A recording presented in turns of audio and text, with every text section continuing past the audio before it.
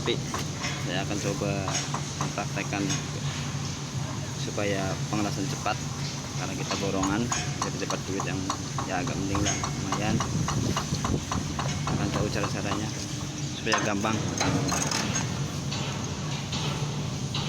seperti yang kita